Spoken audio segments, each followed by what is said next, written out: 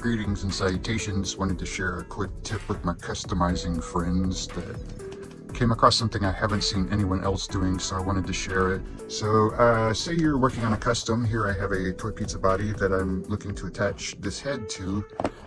This 3D printed head has a pretty big cavity on it, printed this way so that it could be attached to a number of different styles of pegs.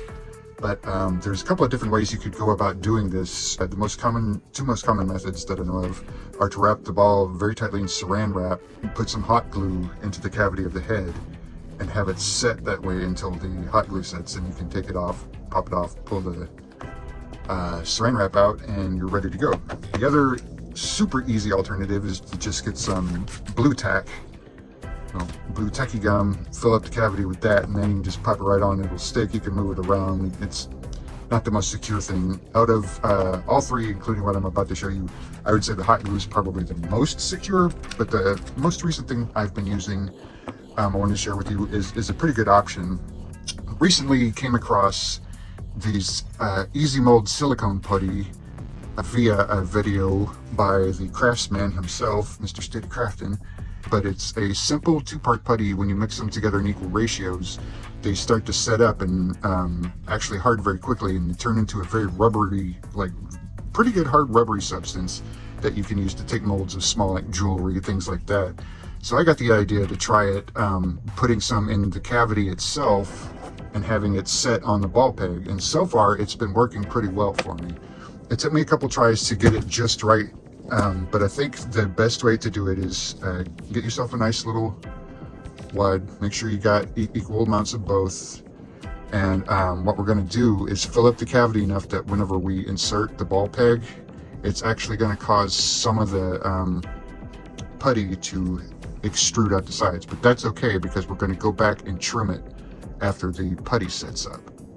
And once you've got it to where you want it, be sure to work quickly. I've tried to do multiple heads at a time, and you could get a few, but this stuff sets actually really quickly, so you don't have a super amount of time to work with it. I'd say about 3 minutes. So there, we've filled up the cavity of the head.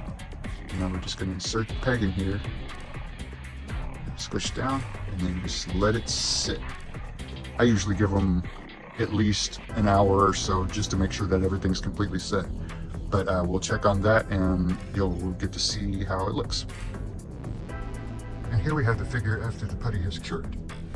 As you can see, it allows for a full range of movement. And you can even pop it off, pop it onto another feet. Only thing we'll need to do now, as you can see, is anywhere that it overran, I use these little hobby clippers and just go in, just very slowly trim away the excess. So once you get it trimmed down to where you want it, try and get it as flush as you can, and you can just pop it back on your figure, and it's ready to go. It's a little teeny bit loose. It's not super tight, but it holds poses, and as you can see, won't move around too much. You can even do this and it won't fall off. So in the meantime, I thought this was a pretty good solution, and I wanted to share it with everyone. So thanks for watching.